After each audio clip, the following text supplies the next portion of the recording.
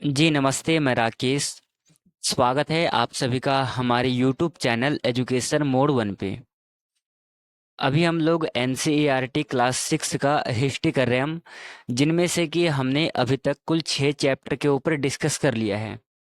आज के इस वीडियो में हम चैप्टर नंबर 7 के ऊपर डिस्कस करेंगे। चैप्टर का नाम है राज्य में साम्राज्य। इसके ऊपर हम डिस्कस करेंगे। सभी क्वेश्चन इनमें इम्पोर्टेंट है, तो आप लोग ध्यान से देखिएगा। एक कॉपी पेन लेकर के बैठ जाइएगा, ताकि जो भी क्वेश्चंस आपसे गलत हो या फिर जो आपको इम्पोर्टेंट बिंदु लगे उससे आप अपने कॉपी में लिख सकेंगे।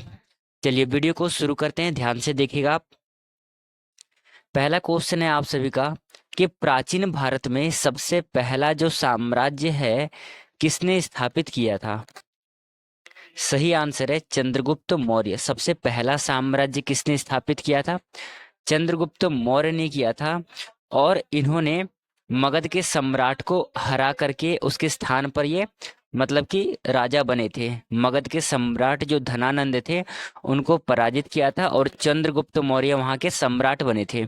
इसके जो गुरु थे वो थे चाणक्य। और चाणक्य ने एक किताब लिखा है जो बहुत ही ज्यादा फेमस है। किताब का नाम है अर्थशास्त्र। ठीक है, किताब का नाम है अर्थशास्त्र। इसके लेखक जो है वो है चाणक्य। चाणक्य का अन्य नाम जो है कौटिल्य भी कहते हैं उसे। तो ये भी आपको ध्यान रखना है। ठीक है, यहाँ पर बात किया गया पहला साम्राज्य चंद्रगुप्त मौर्य सही आंसर है। चलिए इससे मिलते जुलते कुछ इसके इंपॉर्टेंट बिंदु को ध्यान में रखेंगे हम। पहला है चंद्रगुप्त मौर्य ने मौर्य साम्राज्य की स्थापना की थी। उन्होंने मगध पर शासन किया था। इसी के साथ उनके जो मंत्री थे चाणक्य, आप इन्हें मंत्री कह लो या फिर इनके गुरु कह लीजिए, वो जिन्होंने अर्थशास्त्र लिखा था। किसने? चाणक्य ने लिखा था। यह आपको ध्यान में रखते हुए और अपने कॉपी में नोट डाउन करते चलना है। चलिए दूसरा क्वेश्चन देखिएगा, सेकंड नंबर का क्वेश्चन है अशोक किस युद्ध के बाद में बौद्ध धर्म की ओर आकर्षित होते हैं? मतलब कि किस युद्ध के बाद अशोक अपना धर्म को छोड़ करके बौद्ध धर्म को स्वीकार करते हैं? आंसर है ऑप्शन नंबर बी, कलिंग युद्ध के बाद अशोक जो है बौद्ध धर्म को स्वीकार करते हैं। कुछ इसके इंपॉर्टेंट बिंदु जो हो सकते हैं वो आपके नीचे दे रखे हैं। जैसा कि इन्होंने पहला दे रखा है, अशोक ने कलिंग युद्ध में भारी जानहानि देखी थी, जिसके वजह से उन्होंने बौद्ध धर्म को स्वीकार किया था। और युद्ध के बाद अशोक ने अहिंसा और बौद्ध धर्म को अपनाया था। कलिंग का जो युद्ध है 261 ईसा पूर्व में हुआ था। ठीक है, कलिंग का युद्ध कब हुआ था? 261 ईसा पूर्व में हुआ था। चलिए तीसरा क्वेश्चन देखिएगा, थर्ड नंबर का क्वेश्चन है प्राचीन भारत में किस साम्राज्य ने पहली बार एक विशाल नौकरशाही व्यवस्था का विकास किया? क्या है प्रश्न? पहली बार किसने नौकरशाही व्यवस्था का विकास किया? आंसर है मौर्य साम्राज्य के जो शासक थे उन्होंने क्या किया था? पहली बार नौकरशाही व्यवस्था का विकास किया था। ऑप्शन नंबर बी जो है सही आंसर है। और मैंने अभी आपको बताया था ये जो मौर्य वंश है इसके संस्थापक कौन है? इसके संस्थापक है आपके चंद्रगुप्त मौर्य, इसके संस्थापक हो जाते हैं। और चंद्रगुप्त मौर्य जो है इसके जो गुरु का नाम अगर आपसे पूछ लिया जाए तो गुरु का नाम था चाणक्य।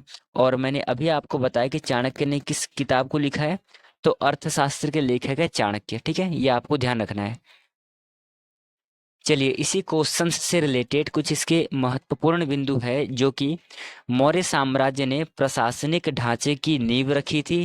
ठीक है, दूसरा है अशोक के शासनकाल में नौकरशाही व्यवस्था का विस्तार हुआ।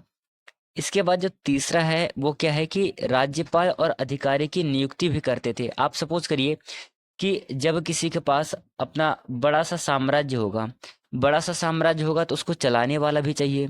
तो यहाँ पर नौकर व्यवस्था प्रारंभ किया गया। किसके द्वारा प्रारंभ किया गया? तो मौर्य वंश के शासकों द्वारा प्रारंभ किया गया। और मौर्य वंश के शासक थे चंद्रगुप्त मौर्य। ये बातें आपको ध्यान में रखना है। चलिए एक अभिलेख से क्वेश्चंस आता है। क्वेश्चन है अशोक के किस शिलालेख मुख्य रूप से किस भाषा में लिखे गए हैं? ठीक है, अशोक के जो शिलालेख हैं वो किस भाषा में लिखे गए हैं? यदि हम सबसे पहले बात करें अशोक के शिलालेख की, तो ये हमेशा किस भाषा में लिखे गए हैं? ये प्राकृत भाषा में लिखे गए हैं। ठीक है, ऑप्शन नंबर बी इसका सही आंसर होगा। अशोक के शिलालेख प्राकृत भाषा में लिखे गए हैं और जो लिपि प्रयोग हुआ है वो हुआ है ब्राह्मी लिपि का। ठीक है, जितने भी अशोक के शिलालेख लिखे गए हैं वो ब्राह्मी लिपि और प्राकृत भाषा में लिखे गए हैं। ये शिलालेख प्राकृत भाषा में इसलिए लिखे गए हैं क्योंकि जो प्राकृत भाषा है ये वहाँ के लोगों की सामान्य बोलचाल की भाषा है। ठीक है, तो इसीलिए अशोक ने अपने शिलालेख को प्राकृत भाषा में लिखवाया है। ऑप्शन नंबर बी सही आंसर है। इसी क्वेश्चन से रिलेटेड कुछ इसके और इम्पोर्टेंट बिंदु है, जो कि है अशोक के शिलालेख ब्राह्मी लिपि में लिखे गए हैं। दो क्वेश्चंस बन सकते हैं, पहला कि अशोक के शिलालेख किस लिपि में लिखे गए हैं, दूसरा और किस भाषा में लिखे गए हैं। तो अभी आपने ऊपर देखा कि भाषा की बात करें तो प्राकृत भाषा में लिखे गए हैं और यदि लिपि पूछे आपसे तो ब्राह्मी लिपि में लिखे गए हैं।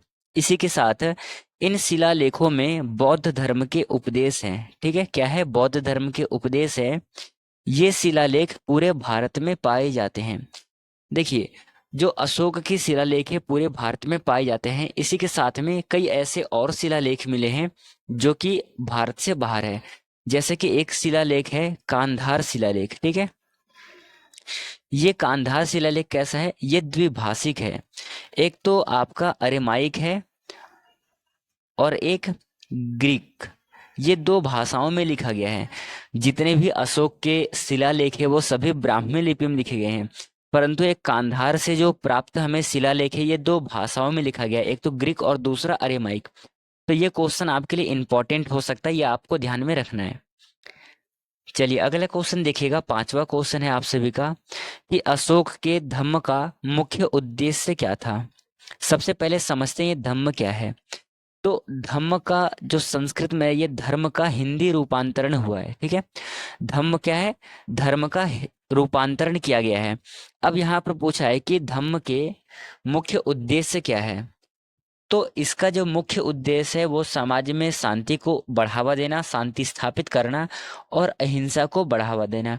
ये दोनों ही बातें आपको ध्यान में रखना है, क्योंकि अशोक ने धम्म को इसलिए ग्रहण किया था, बौद्ध धर्म को, क्योंकि कलिंग युद्ध के समय में क्या हुआ था, बहुत सारे खून खराबा हुआ था, मतलब कि युद्ध में बहुत सारे लोग मारे गए थे। तो उस युद्ध के बाद उनका मन उबल उठा है और उसके बाद उन्होंने शांति की स्थापना शुरू की, शांति का मार्ग अपनाया है। ठीक है, तो ऑप्शन नंबर बी सही आंसर है इसका। कुछ इसके इंपॉर्टेंट बिंदु है जो कि आपके लिए महत्वपूर्ण होंगे। अशोक ने धम्म को जीवन का मार्ग बताया है। इसी के साथ इसमें क्या है, धम्म में अहिंसा है, दया है, सहिष्णुता, इन पे क्या है, इन चीजों पर जोर दिया गया है। किस पर? अहिंसा पर, दया पर और सहिष्णुता पर जोर दिया गया है।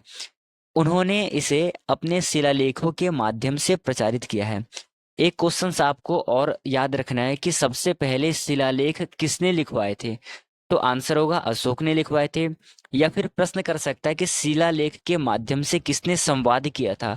तो इसका भी आंसर होगा आपका अशोक ने शिलालेख के माध्यम से संवाद किया था और उन्होंने जनता तक अपना संदेश पहुंचाने का ये प्रयास किया था और ये प्रयास सफल भी रहा था। तो ये जो रिलेटेड क्वेश्चंस हैं ये सारे अशोक से रिलेटेड है, इसलिए आपको याद रखना है। चलिए छठे नंबर का क्वेश्चन देखिएगा, अशोक ने किस धर्म को अपनाया था। यह आपके लिए बहुत ज्यादा इजी क्वेश्चन हो गया क्योंकि कई बार रिपीट हो चुका है ये क्वेश्चन।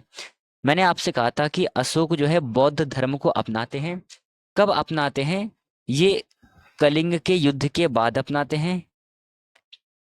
कलिंग के युद्ध के बाद अपनाते हैं और कलिंग के युद्ध का जो वर्णन है ये 13वें शिलालेख में है। ठीक है, ये भी आपको याद रखना है। कौन से शिलालेख में? 13वें शिलालेख में कलिंग के युद्ध का वर्णन है। कलिंग युद्ध के बाद जो अशोक है बौद्ध धर्म को स्वीकार करते हैं। तो ये दोनों ही बातें आपको याद में रखना है और इसी से रिलेटेड कुछ जो इम्पोर्टेंट बिंदु है वो मैं आपको बताता हूँ।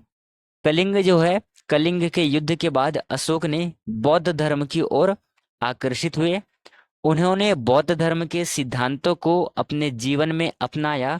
इसी के साथ साथ बौद्ध धर्म का प्रसार उनके शासन काल में तेजी से हुआ आप देखोगे तो एक जगह है श्रीलंका, दूसरा है सीरिया, तीसरा है ग्रीक और चौथा है मिस्र, और एक जगह है श्रीलंका।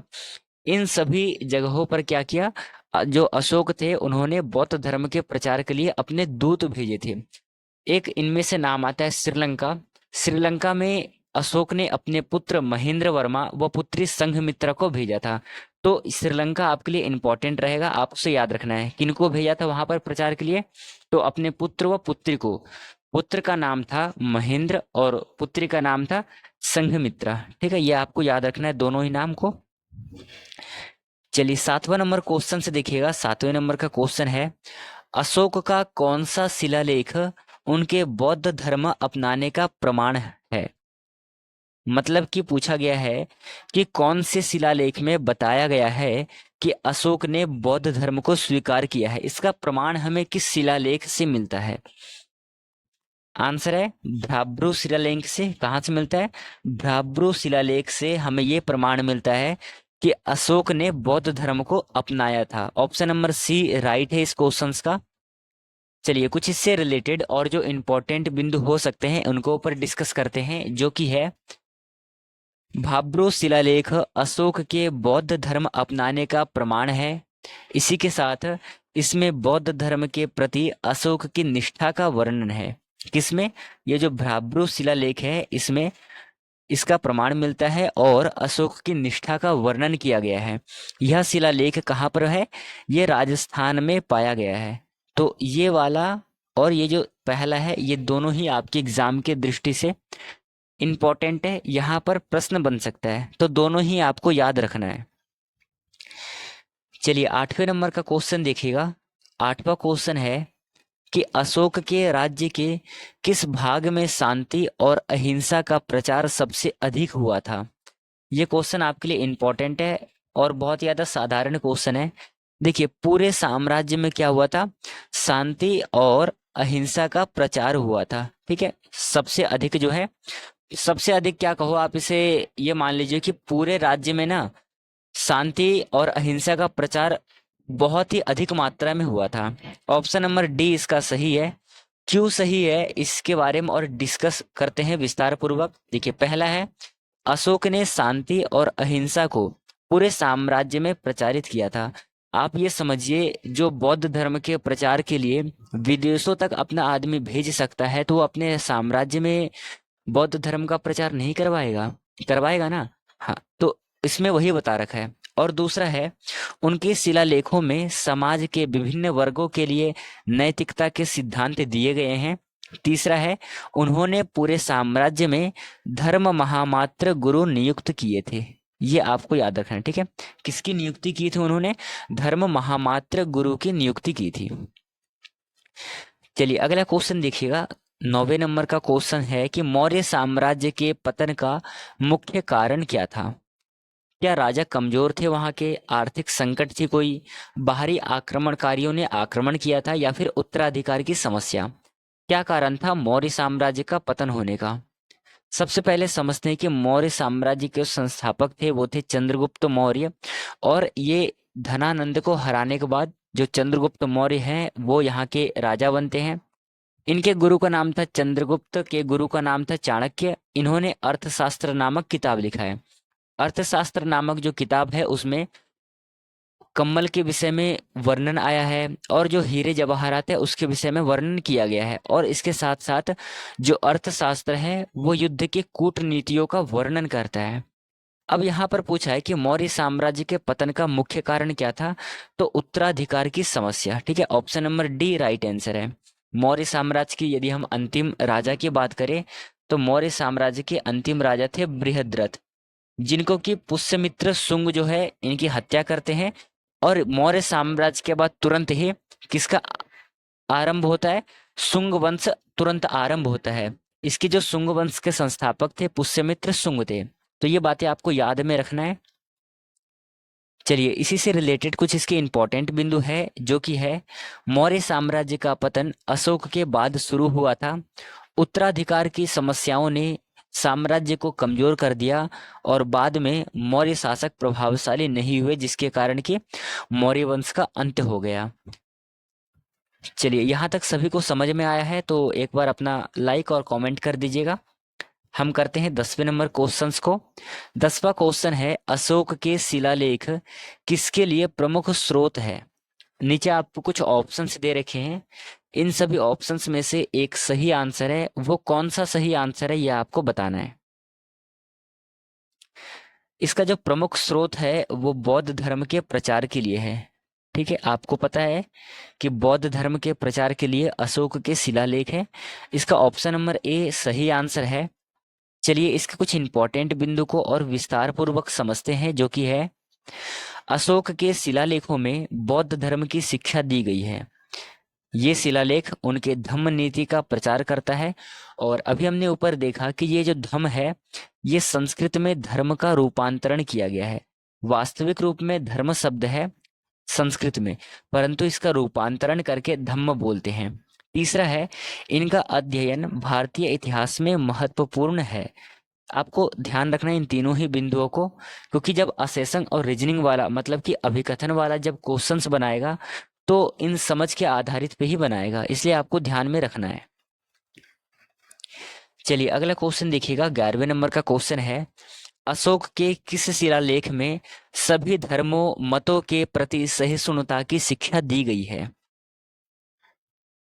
सही आंसर है शिलालेख संख्या 12। ऑप्शन नंबर बी इसका सही आंसर है।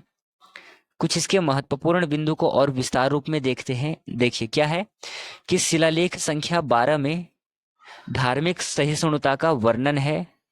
इसमें सभी धार्मिक समुदायों का सम्मान करने की बात कही गई है। ठीक है, और तीसरा है, अशोक ने इसे अपनी धम्म नीति का एक महत्वपूर्ण हिस्सा बनाया है।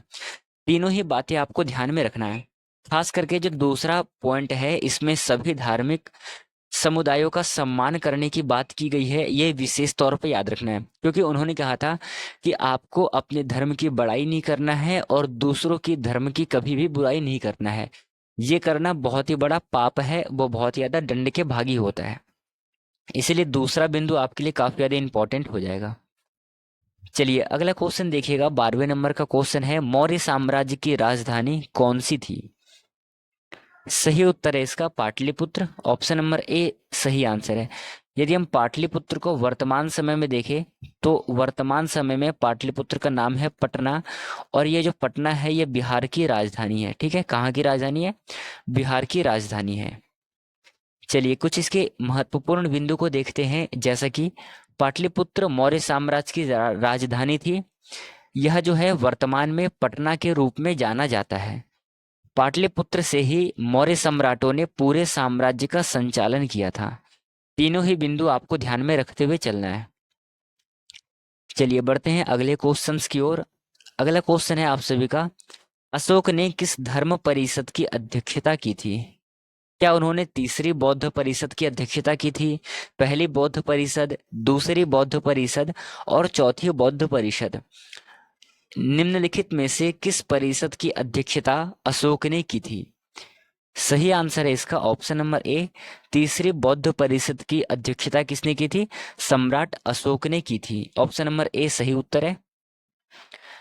चलिए, कुछ इसके इंपॉर्टेंट बिंदु को समझते हैं, जो कि है, तीसरी बौद्ध परिषद अशोक के शासनकाल में हुई थी।